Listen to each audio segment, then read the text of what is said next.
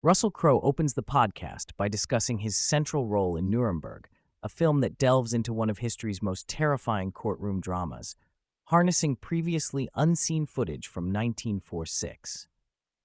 He explains how director Jamie delves into the psychological landscape of key Nazi figures, not merely portraying them as caricatures of evil, but unveiling a nuance that's often lost in superficial portrayals.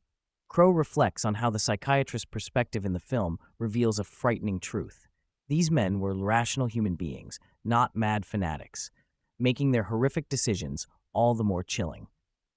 The dialogue explores the slow, incremental path by which ordinary humans devolve into perpetrators of unspeakable acts, raising a disquieting question: how does a society push its people step by step into unimaginable cruelty?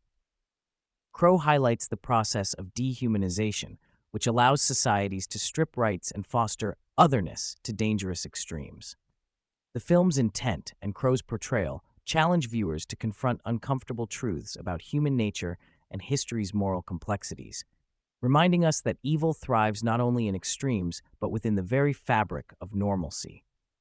A lively, almost educational exchange unfolds as Crowe contrasts Australian and American sports culture. With cricket and rugby at the forefront, he paints a vivid picture of sports as an international unifier in Australia, while suggesting Americans often grow up more insular, focused on uniquely American sports like football and baseball. He offers detailed insights into cricket's multifaceted formats, from the fast-paced T20 to the grueling 5-day test matches, illustrating the patience and cultural fabric entwined with such sports. Rogan's curiosity sparks an exploration into how sports shapes identity and time management.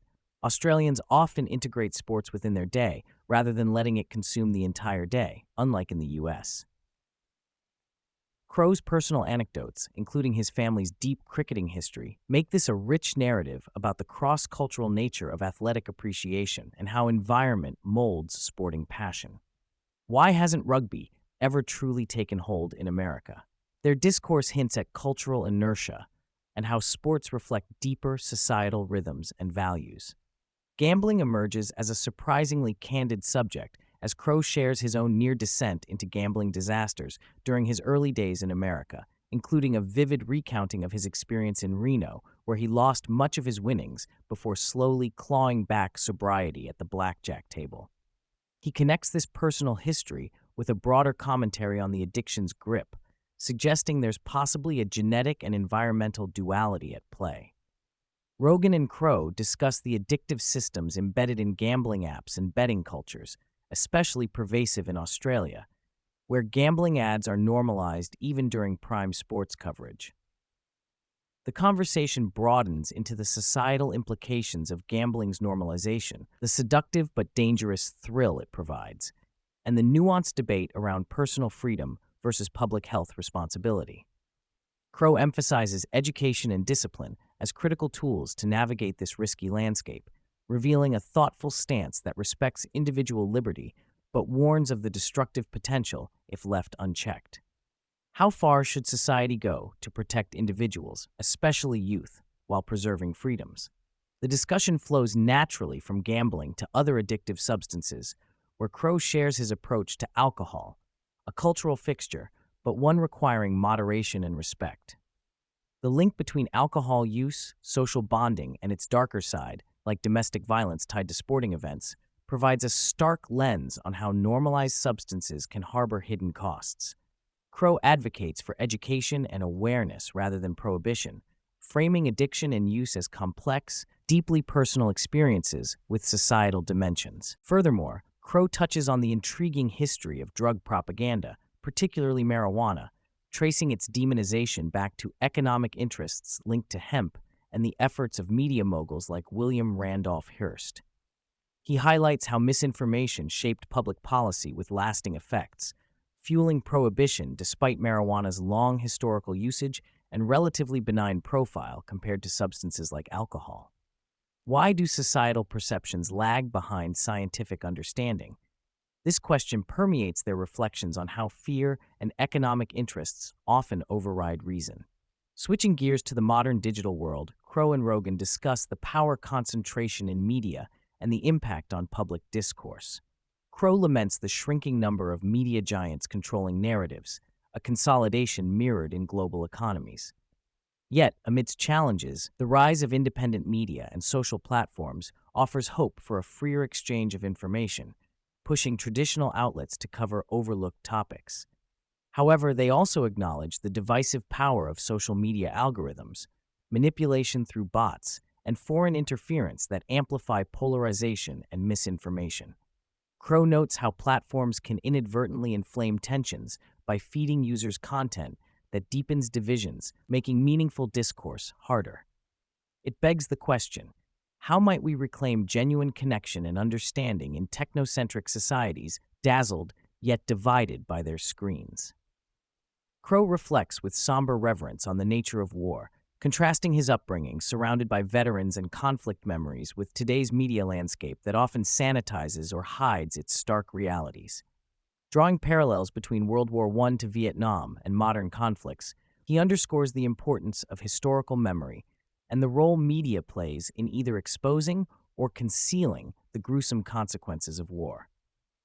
There is a powerful critique of modern military engagement and how information about casualties and trauma is filtered or suppressed, as exemplified by restrictions around photographing coffins in America. The conversation highlights a universal plea to learn from history, to question war's futility, and to resist the glorification or casual acceptance of armed conflict. Can humanity ever transcend this cyclical violence? Shifting from human strife to nature, Crowe discusses his personal sanctuary in Australia, a far-flung 100-plus acre property where he reconnects with physical labor, wildlife, and environmental restoration. This refuge provides him a respite from the pressures of show business and a grounding in earthy rhythms. Beyond personal healing, he shares his proactive efforts planting native trees and removing invasive species to revive temperate rainforest ecosystems. Crowe's passion extends to the broader environmental challenges Australia faces. Invasive species like foxes and feral cats, ecological imbalance due to introduced plants such as lantana, and the struggles of preserving native wildlife. Discussions include the controversial reintroduction of predators in ecosystems and the balance between human activity and nature's resilience. How do we repair what centuries of interference have broken? Central to the episode is Crowe's portrayal of Hermann Goering, a role that demanded grappling with contradictions. A decorated war hero, addict, patriot, and later, a war criminal. Crowe shares the extensive research and emotional toll of embodying such a figure, including the struggle to find humanity without excusing atrocity. This commitment to nuance challenges simplified narratives often presented in history and popular culture. He describes fostering camaraderie with fellow actors to maintain perspective and guard against the heavy emotions that come with playing such roles. Crowe also talks about the intersection of the personal and political in his craft, how portraying these characters can illuminate present-day dangers around ideology and power. What responsibility does an actor bear in conveying uncomfortable truths? Crowe openly addresses the physical challenges of aging, especially concerning his demanding career. He talks about injuries sustained on set, the importance of pacing and proper technique in training, and ongoing treatments such as IV therapies and regenerative medicine to manage pain and maintain mobility. This transparency offers a rare window into the actor's commitment to longevity, not just in career, but in quality of life. He credits holistic approaches and disciplined lifestyle changes for his current state, underscoring energy as the foundation of everything else. The conversation touches on the disconnect many have between their desires and biological realities, posing a universal reflection. How do we honor our bodies as they change while pursuing passionate work?